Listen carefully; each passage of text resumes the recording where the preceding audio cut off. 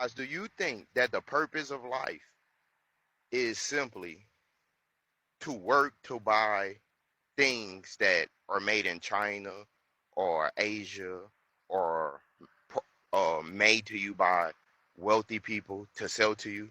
Is the meaning of life to just buy things? Are we here just to work, get money to buy things? Is that what you're? Is that the end all be all?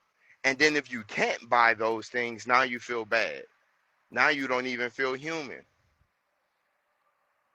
I would say no. Well, this I is think fun. that A staffing firm in Virginia put a job posting up on Indeed asking for only white candidates. The now obviously viral post has sparked some outrage, as you can see here. It's like, what are people thinking? You can see here it's for a Salesforce business analyst and insurance claims role, and Arthur Grant Technologies is the staffing firm. Now, obviously, they're posting it on behalf of a client, so I'm not sure if the client was the one that gave them this direction, but it's pretty bad. And in it, it's a $75 an hour contract based in Dallas. Now, here's where it gets really interesting. And hopefully you guys can see this, but it says only born U.S. citizens, in parentheses, white, who are local within 60 miles of Dallas, Texas. Don't share this with the candidate. So in other words, it looks like this client, whoever hired this company, sent them a job description with these directions. And this company actually posted this job on Indeed as a live post with their name on it.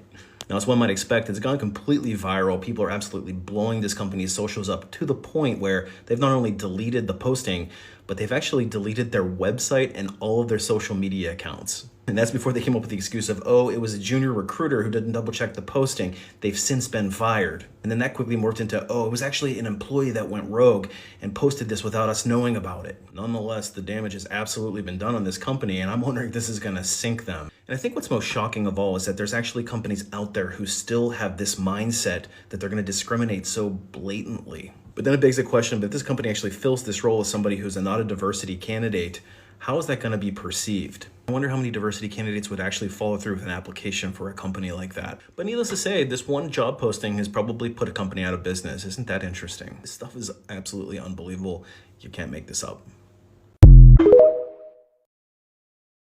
it said that the history of like having a front lawn goes back to the Europeans in Europe, where everybody used their lawn, their yard, their grass to grow food. And to have a lawn or a patch of grass that you didn't plant food on was to show your wealth. Like you were so wealthy that you don't even have to use the land to You grow ever see food. a mediocre white guy in a meeting? He'll say the dumbest thing with full confidence. Like, what if we made a PowerPoint about this, right? I know you guys have seen it. We've all seen it. And suddenly, everyone's nodding like, this guy just solved world peace. Meanwhile, you've got actual ideas, actual talent, but you're sitting there overthinking, waiting for the right time to speak. Listen to me, that right time is right now. Stop apologizing before you talk. Stop waiting until you're perfectly qualified.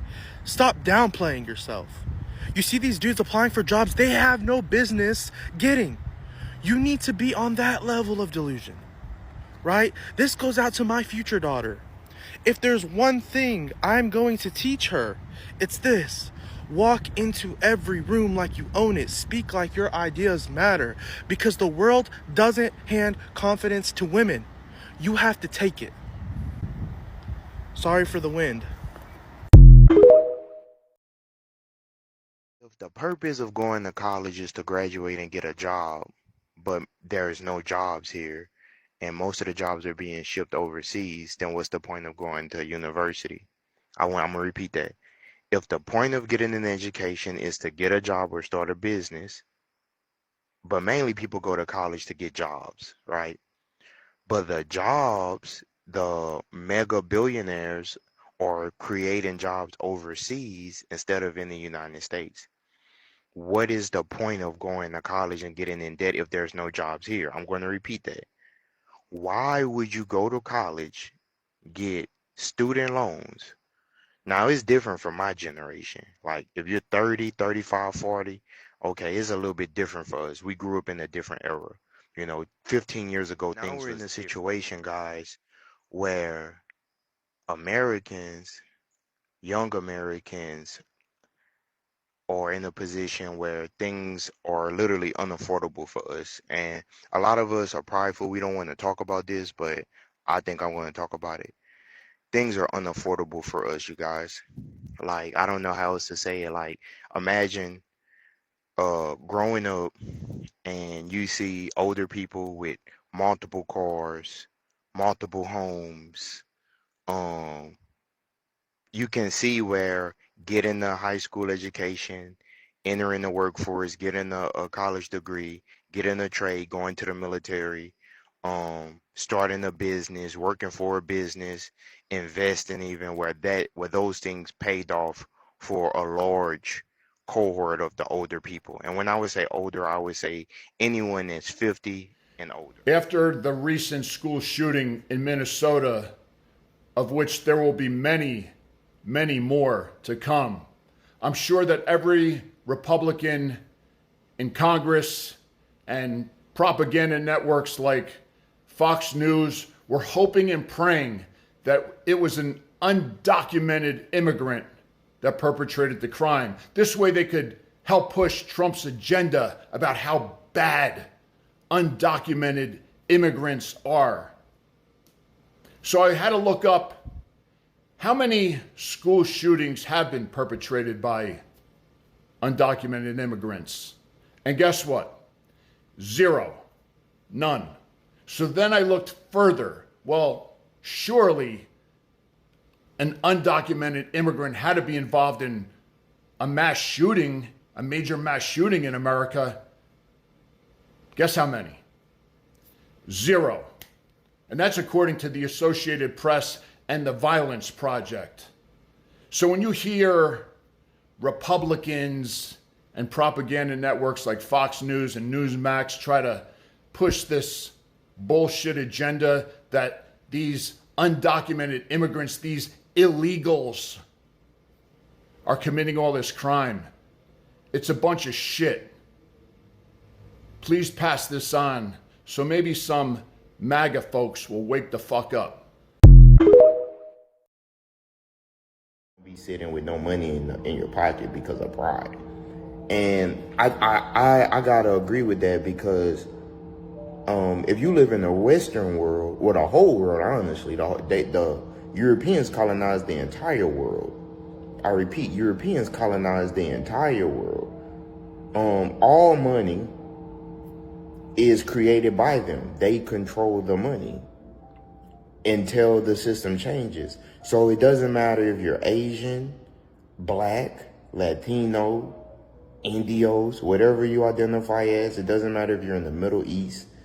All people are controlled by a minority of people. And a subset of that minority, not the everyday common man, but a subset of that minority controls everything. And that's what we refer to as white people are the laziest exploiters in history, and the receipts are endless. White people love to posture as the architects of civilization, the hardest working people to ever grace the earth. But the historical record says otherwise. They have never built anything without forcing other people to do the labor. From the plantations of the Americas to the factories of the Industrial Revolution, from colonial conquests to modern corporate exploitation, the white ruling classes had perfected the art of avoiding real work while reaping the rewards of stolen labor.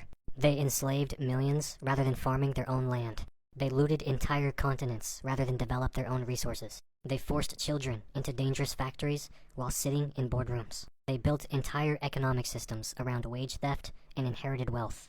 And today they still live off the spoils of past and present exploitation while calling everyone else lazy. The backbone of white economic dominance wasn't ingenuity or effort. It was forced labor on a global scale. The transatlantic slave trade was born because white landowners refused to till their own soil. European empires enslaved millions rather than build self-sufficient societies. Plantation owners in the US and Caribbean sat in mansions while enslaved Africans worked from dawn to dusk. After abolition, they created sharecropping, tenant farming, and debt peonage to keep non-white people working for free. Translation: white people never built their own economies. They just stole bodies to do it for them.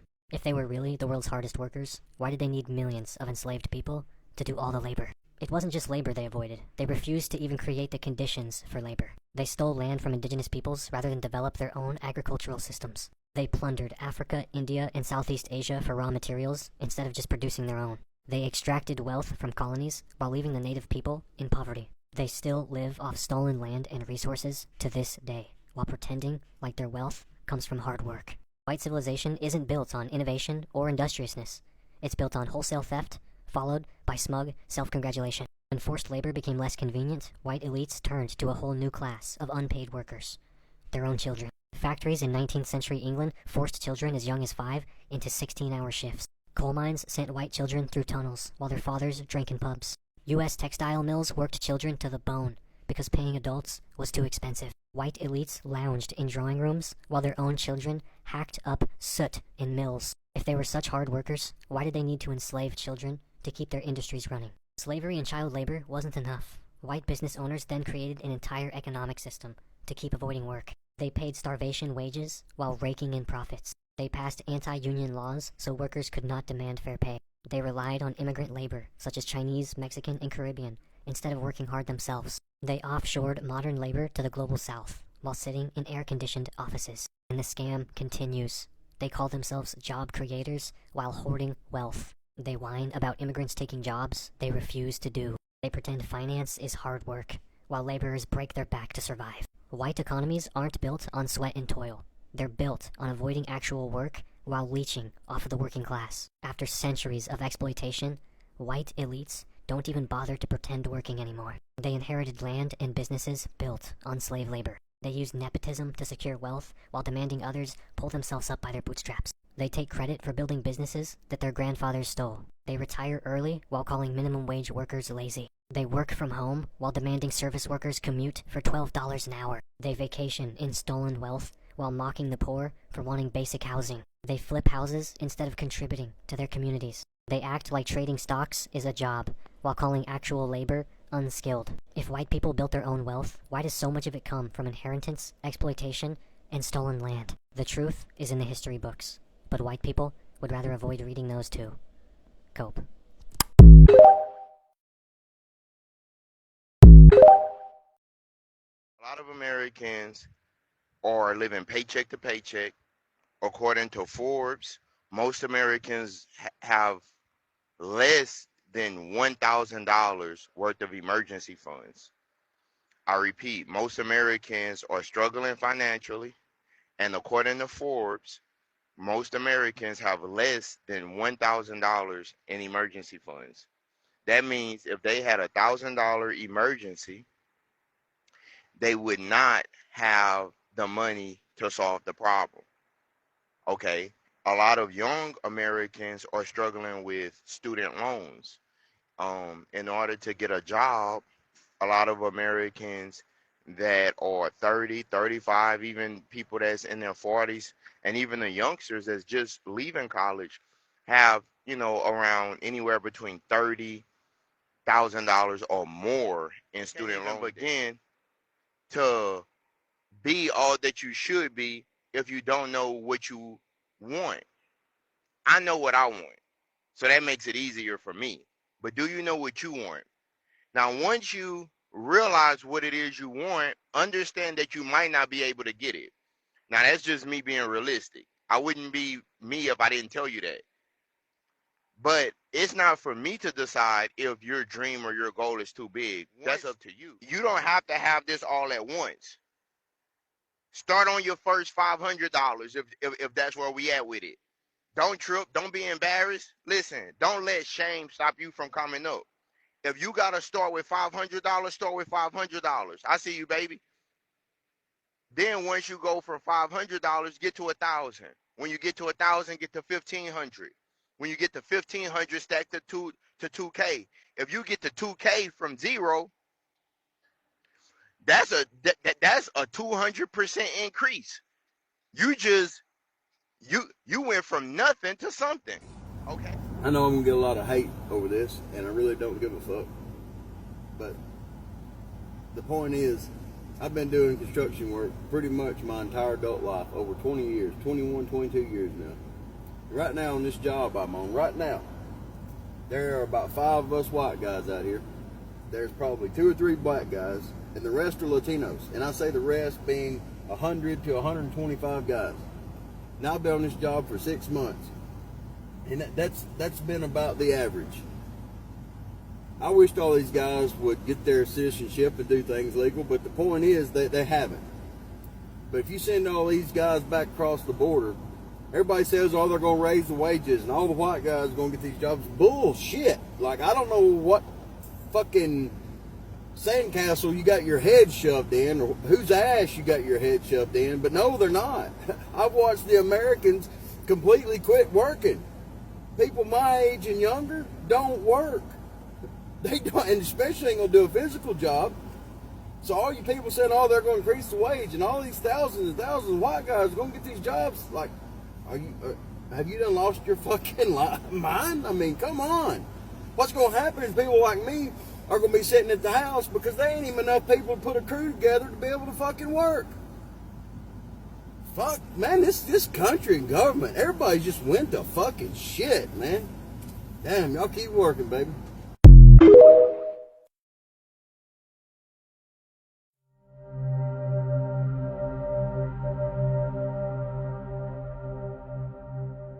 you have to work multiple weeks to pay your rent, when you have to struggle to pay your other bills, your car insurance, life insurance, health insurance, when you're struggling,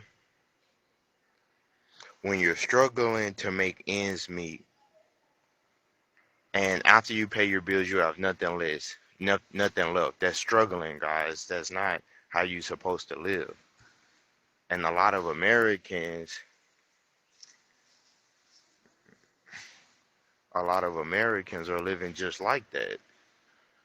Um, a lot of Americans are just like, after they pay their rent or mortgage, house insurance, there are all the many different types of insurances you need to live in the United States. So, guys, so I am in the shopping center of Walmart, and I can honestly tell you guys that it's so empty inside here that people don't have to tell me like about the economy or how the economy is doing this stuff like that, because it's no one in this store buying anything.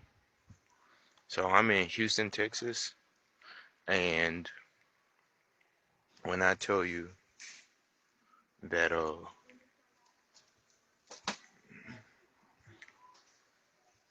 it's Friday, you could pretty much say Friday is payday across most places in the United States. But granted, this is the third, but it's the beginning of the month. So,